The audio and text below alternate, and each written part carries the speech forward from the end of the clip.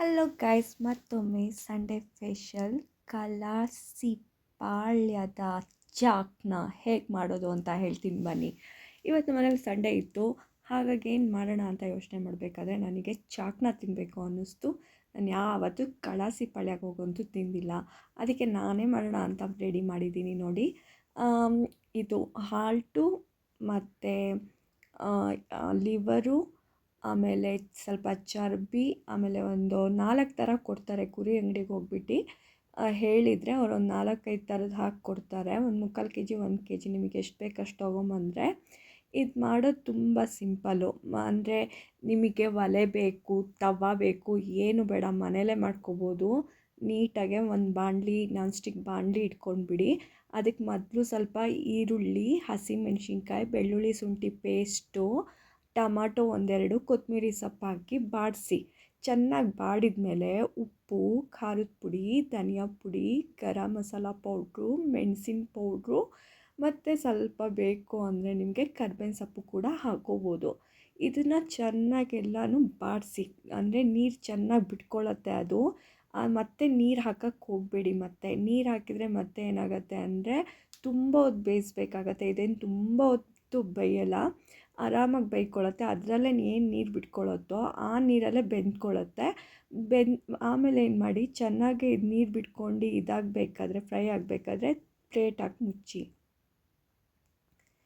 ಮುಚ್ಚಿ ಅದಕ್ಕೆ ಬಿಟ್ಬಿಡಿ. ಏನು ಮಾಡಬೇಡಿ, ಗ್ಯಾಸ್ ಕಮ್ಮಿ ಕೊಟ್ಟು ಬಿಟ್ಬಿಡಿ. ಅದ್ರ ಪಾಡಿಗೆ ಅದು ಬೆಂದು ಫುಲ್ ನೀರು ಡ್ರೈ ಆಗಬೇಕು. ಅಲ್ಲಿವರೆಗೂ ಏನು ಮಾಡೋಕ್ಕೆ ಹೋಗ್ಬಿಡಿ, ಅದೇ ಡ್ರೈ ಆಗುತ್ತೆ. ತೋರಿಸ್ತೀನಿ ಬನ್ನಿ ಮುಂದಕ್ಕೆ ಎಷ್ಟು ಚೆನ್ನಾಗಿ ಡ್ರೈ ಆಗುತ್ತೆ ಅಂತ. ಇಷ್ಟೇ, ಇದಕ್ಕೇನು ಹಾಕಬೇಡಿ. ಇದನ್ನು ಹಾಕಿ ಮಾಡಿ ನೋಡಿ, ನೀವೇ ಹೇಳ್ತೀರಾ ಹೇಗಿತ್ತು ಅಂತ.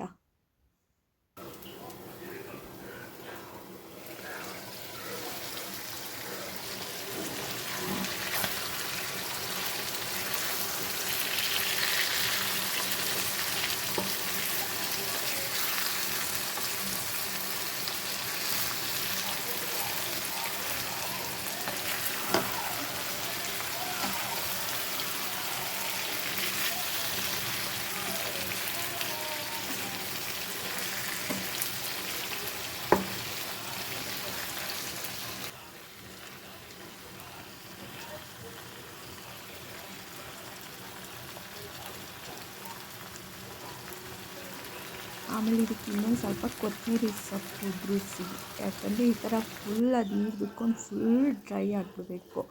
ಆಮೇಲೆ ಒಂದು ಬಟ್ಲಿಗೆ ಹಾಕಿ ತಿಂದು ನೋಡಿ ಹೇಗಿತ್ತು ಅಂತ ಹೇಳ್ತೀರಾ.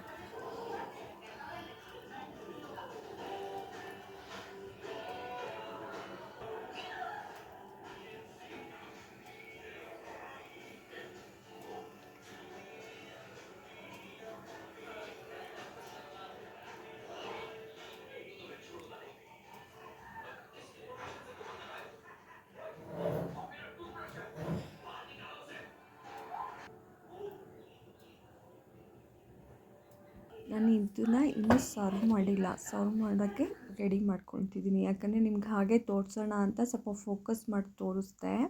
ಈ ಥರ ತಣ್ಣಗೆ ಹಾಕಿದ ಮೇಲೆ ಒಂದು ಬಟ್ಲಿಗೆ ಹಾಕಿ ತಿಂದರೆ ನೀವೇ ಹೇಳ್ತೀರಾ ಸೂಪರಾಗಿತ್ತು ಅಂತ.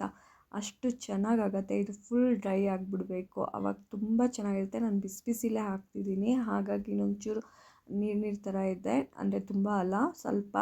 ಅಂದರೆ ಫುಲ್ ತಣ್ಣಗಾದ್ಮೇಲೆ ನೋಡಿ ಫುಲ್ ಡ್ರೈ ಆಗಿಬಿಟ್ಟಿರುತ್ತೆ. ಇದ್ರ ಜೊತೆ ಮಾಮೂಲಿ ಗೊತ್ತೇ ಅಲ್ವಾ, ಭಾನುವಾರ ಕಬಾಬು ಮತ್ತು ಮಟನ್ ಸಾಂಬಾರು ಸ್ವಲ್ಪ ಮಾಡ್ಕೊಂಡಿದ್ದೆ. ಭಾನುವಾರಕ್ಕೆ ಬೀಗ್ರೂಟ, ಬಾಡೂಟ ಯಾರೂ ಕರೆಯಲ್ಲ, ಅದಕ್ಕೋಸ್ಕರ ನಾನೇ ಬೀಗ್ರೂಟ, ಬಾಡೂಟ ಎಲ್ಲ ಮನೇಲೇ ಮಾಡ್ಕೊಳ್ತೀನಿ.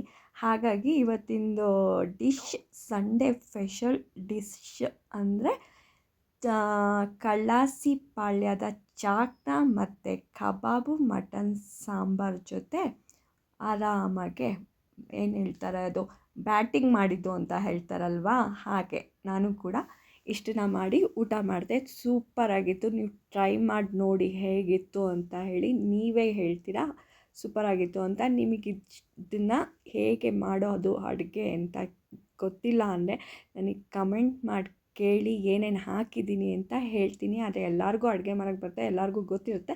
ಆದರೆ ಇದರಲ್ಲಿ ಸ್ವಲ್ಪ ಮಸಾಲೆ ಚೇಂಜ್ ಇದೆ. ನಿಮಗೆ ಡೀಟೇಲಾಗಿ ಮಟನ್ ಸಾಂಬಾರಾಗಲಿ ಕಬಾಬ್ ಆಗಲಿ ಕ್ಲೀನಾಗಿ ಡೀಟೇಲ್ ಬೇಕು ಅಂದರೆ ಕಮೆಂಟ್ ಮಾಡಿ ಹೇಳಿ. ನಾನು ಮಾಡೋ ವಿಧಾನ ನಿಮಗೆ ಹೇಳ್ಕೊಡ್ತೀನಿ. ಮತ್ತು ನೆಕ್ಸ್ಟ್ ವಿಡಿಯೋ ನೆಕ್ಸ್ಟ್ ಸಂಡೇ ಮತ್ತೆ ಸಿಗೋಣ. ಅಲ್ಲಿವರೆಗೂ ಟೇಕ್ ಕೇರ್. ಬಾಯ್ ಬಾಯ್. ಎಲ್ಲರೂ ಆರಾಮಾಗಿ ಊಟ ಮಾಡ್ಕೊಳ್ಳಿ. ಮಜಾ.